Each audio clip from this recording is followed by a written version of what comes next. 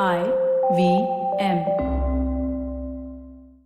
Security on a computer is like a layered cake. No matter how secure each layer may be, attackers and hackers will work tirelessly to find a vulnerability and exploit it. These cyber attacks can sneak into a system unnoticed, eventually gaining access to all the programs and files on your computer stack. Luckily, with Intel vPro platform, all of this is avoidable. Intel vPro has the Intel Hardware Shield, which adds protection to every layer of the computer system with 3 groups of security capabilities. Advanced threat protection, which helps quickly detect and remediate the latest ransomware and crypto mining attacks on the system. Below the OS security, which helps identify unauthorized changes to hardware and firmware. And application and data protection, which helps prevent memory corruption and malware injection. So secure your organization's productivity with hardware-based security only with Intel vPro. Visit www.intel.in/IT-heroes to know more. Intel vPro, built for business. Here's your smart fact of the day. As someone who's railed against PowerPoint in any presentations, it is rather ironic that I talk about PowerPoint right now in this smart fact. It's quite simple actually. A PowerPoint presentation apparently should have 10 slides, last no more than 20 minutes and should not contain a font smaller than 30 points. This is apparently called the 10-20-30 rule. Now what is the 248 rule? 248 rule is every 2 minutes you have a new slide. So therefore you have about 30 slides for a 60-minute speech.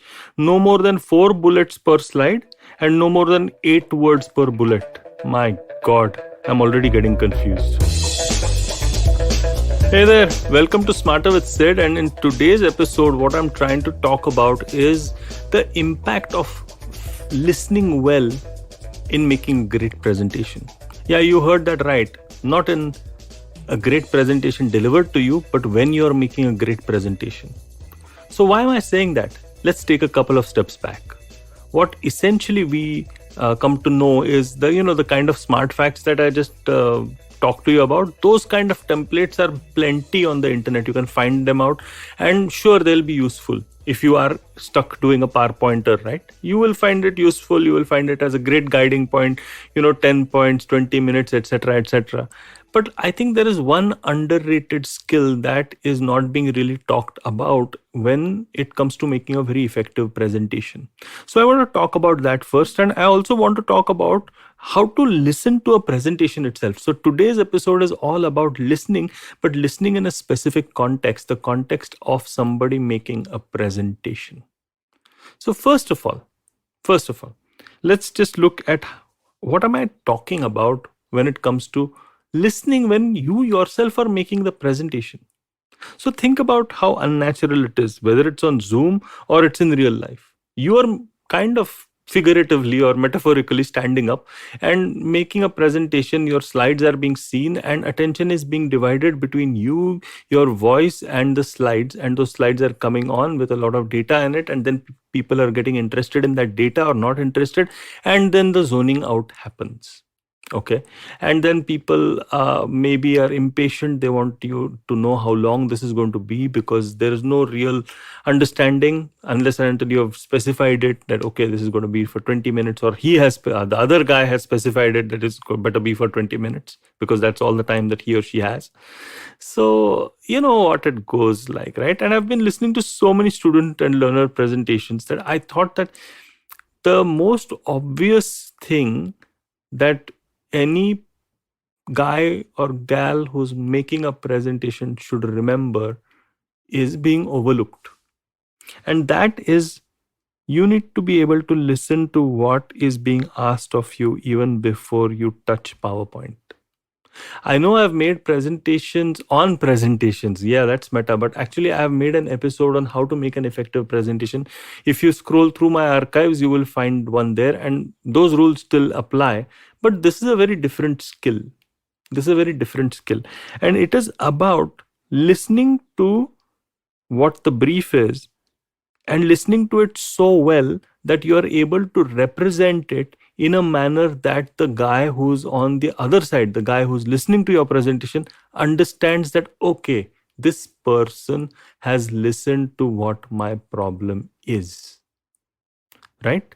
And this is so subtle, but it creates so much of trust and so much of impact. I can't overemphasize its importance.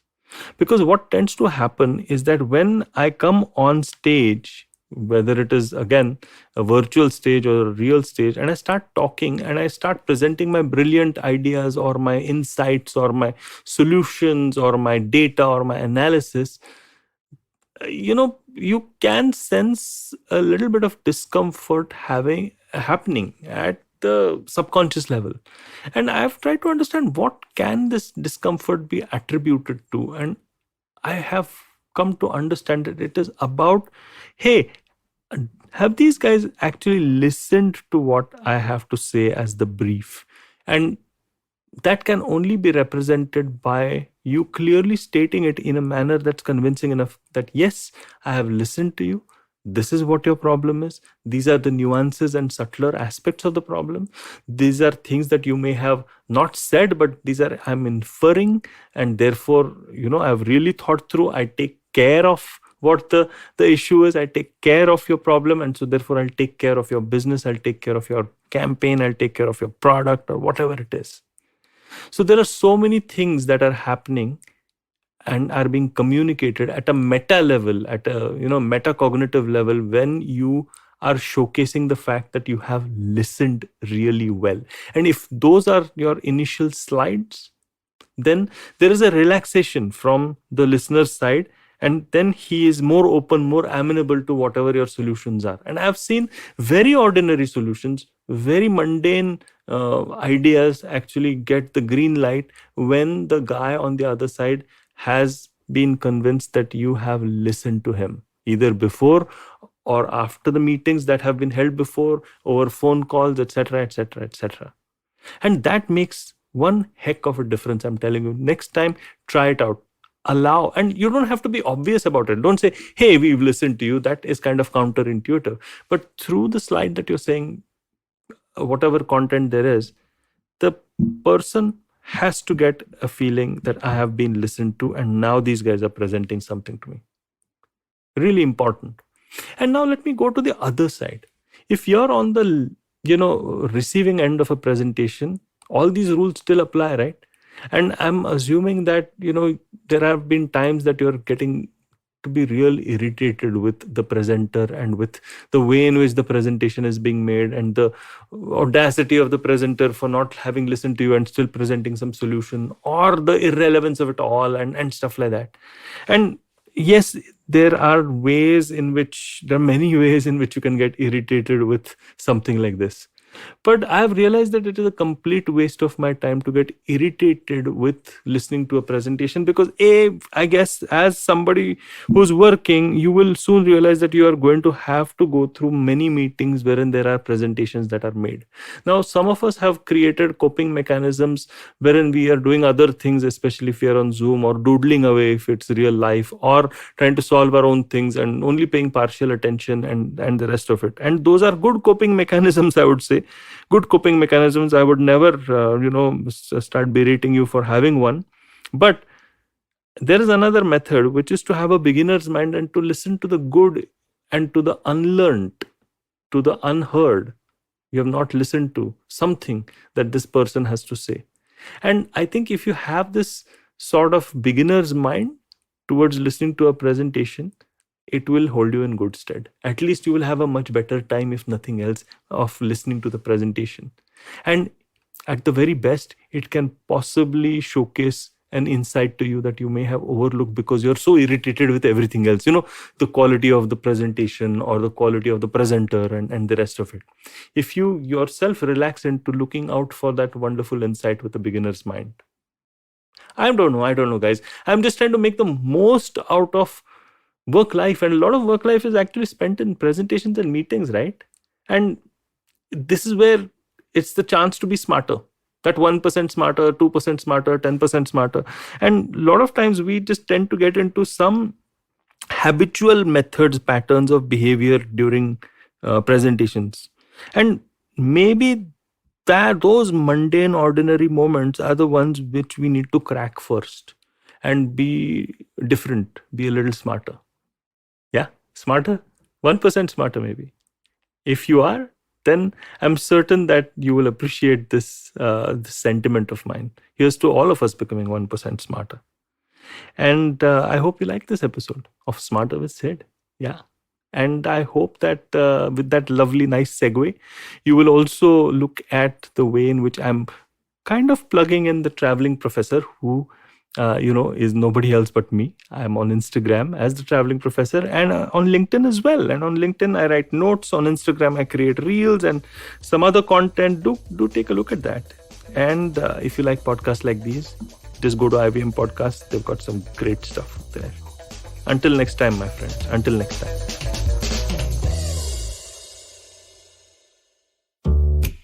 $100. That's all it takes to begin your journey with Bitcoin and Ethereum. No, really. With CoinSwitch, you can start investing in over 100 cryptocurrencies with just 100 rupees.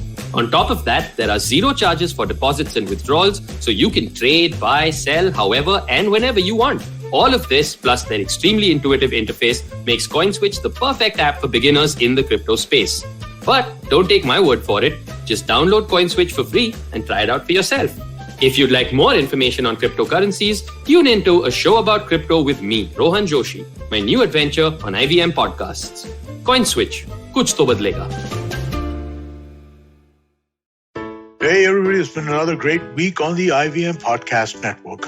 Are the great values of our Constitution meant to be talked about by great men but not lived? On the longest Constitution, Priya tells us about domestic violence laws in India and the many kinds of violence inflicted on women. Here's a fun conversation about online dating apps on Cyrus Says as Cyrus is joined by Snehal Kanor, co-founder and CEO of Truly Madly. On the Wire Talk, Siddharth is in discussion with Audrey Trishke, historian of South Asia and associate professor at Rutgers University. They discuss troll culture and the hate she received for her allegedly anti-Hindu views. On Audiogan, Kedar and Abhineet get some design perspective from Navneet Nair, director of design at PhonePe. And on Tere Mere Raste, Keshu takes us to Hyderabad, a melting pot of cuisine and culture. Do follow us on social media. We're IVM Podcast on Twitter, Facebook, Instagram, and LinkedIn. And remember, if you're enjoying this show or any of our other shows for that matter, please do tell a friend. That is the most helpful thing that you could do to help us out. And finally, this week, we'd like to thank our sponsors on the network, Cred, Bank of Baroda, Quarter, CoinSwitch, Kuber, and Intel vPro. We really do appreciate the support. This is what makes it possible. Eventually, you'll see the end of your childhood. Get accustomed to womanhood. Enjoy the experience of sisterhood. Might get to wifehood. Or not. Choose motherhood. Or not. You'll learn to define your personhood. Earn a livelihood. Change the neighborhood. And get rid of the falsehood that life post-academia is easy. So join me, Ritasha. And me, Ayushi. On a journey from station starting point. To station, what now? Next station, Pudil Station. And hopefully, Agla Station, adulthood. Fresh episodes out every Thursday.